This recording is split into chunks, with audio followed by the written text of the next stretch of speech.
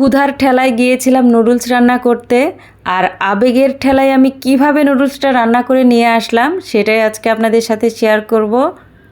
আসসালামু আলাইকুম, কেমন আছেন সবাই? তো আজকে আমি গিয়েছিলাম নুডলস রান্না করতে, অনেক দিন পর আমি নুডলস রান্না করলাম। তো আজকে আমি নিয়েছি 2 প্যাকেট নুডলস।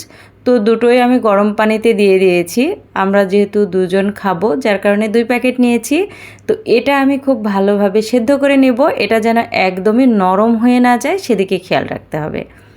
তো দেখুন নুডলসটা সেদ্ধ হওয়া অবধি ভালোই চলছিল, নুডলসটা খুব সুন্দর করে ঝরঝরে করে একদম সেদ্ধ করে নিয়েছি। তো এরপরে আমি চুলায় বসিয়ে দিলাম একটা প্যান, আর প্যানে দিয়ে দিলাম পরিমাণ মতো তেল। তো এই তো এবার আমি সব কিছু আস্তে আস্তে দিয়ে নিব। প্রথমে দিয়ে দিলাম কাঁচামরিচ আর পেঁয়াজ কুচি। দেখুন কড়াইটা আমি গরম না করেই কিন্তু পেঁয়াজ আর মরিচটা দিয়ে দিয়েছি। তো যাক, এটা কোনো ব্যাপার না, তাও চলবে। তো এরপরে আমি এটা খুব ভালো করে বাদামি কালার আসা পর্যন্ত ওয়েট করছিলাম। আর এরপর আমি এতে দিয়ে দিলাম এই ফ্রোজেন করা কিছু ক্যাপসিকাম, আর গাজরও ছিল সাথে। তো ওইগুলার ভেতরে অনেকটাই পানি ছিল, আমি পানিটা ঝরাইনি, তাড়াহুড়া করেই দিয়ে দিলাম। তো থাক, এটাও চলছিল। পরে আস্তে আস্তে আমি সব কিছুই দিব, লবণটা দিয়ে নিলাম। তো এভাবেই রান্না করছিলাম। তো এই সবজিগুলো এবার আমি এই তেলের সাথে এবং পেঁয়াজ মরিচের সাথে খুব ভালো করে ভেজে নিচ্ছি। তো গাজরটা যেহেতু একটু শক্ত, এটা একটু আগে দেওয়া উচিত ছিল, তারপরেও একসাথে দিয়ে দিয়েছি। তো যাই হোক, এবার আমি এই সবজিগুলো আলাদা করে রাখলাম, আর এর সাথে এবার 2টো ডিম দিয়ে দিব। তো ডিম দুটো আমি আলাদা পাত্রে ভেঙে নিয়েছিলাম। এখন যেহেতু প্রচণ্ড গরম, যার কারণে ডিমগুলো অবশ্যই আলাদা পাত্রে ভেঙে দিতে হবে।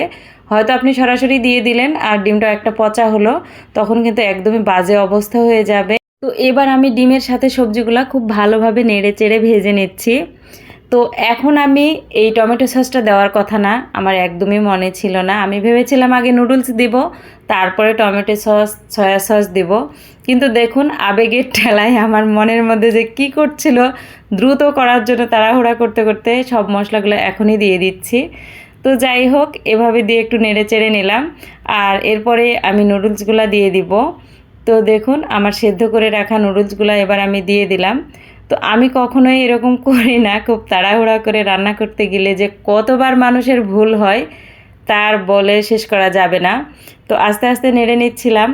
তো নুডলসের সাথে সব কিছুই দিয়েছি, সব কিছু হয়ে গেছে, আমি চুলাটা অফ করে দিয়েছি। এরপরে কি দেখি, আমি নুডলসের যে মশলাটা ছিল সেটাই দিতে ভুলে গেছি। তো আবার কি করব, চুলাটা আবারও ধরালাম। দেখুন নেড়ে চেড়ে আমার কিন্তু রান্নাটা একদম কমপ্লিট, আমার হয়ে গেছে, আমি নামিয়ে নেব। এমন সময় আমার মনে পড়েছে যে আমার নুডলসের মশলাই দেওয়া হয়নি। কি আর করব, আবারও চুলা অন করলাম, করে আবারও একটু নেড়ে চেড়ে নিলাম।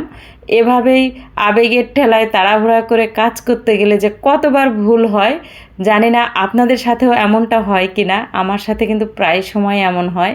তো আবারও আমি মশলাটা দিয়ে একটু নেড়ে চেড়ে নিলাম, আর এবার আমার নুডলসটা কিন্তু হয়ে গেল। তো ভেবেছিলাম ক্ষুধা লেগেছে দ্রুত বানিয়ে খেয়ে নেব, কিন্তু আমার 3 ডাবল সময় গেল এটাতে। তো দেখুন শেষ পর্যন্ত আমার নুডলসটা কিন্তু হয়েছে। তো সবাই ভালো থাকবেন, সুস্থ থাকবেন, আল্লাহ হাফেজ।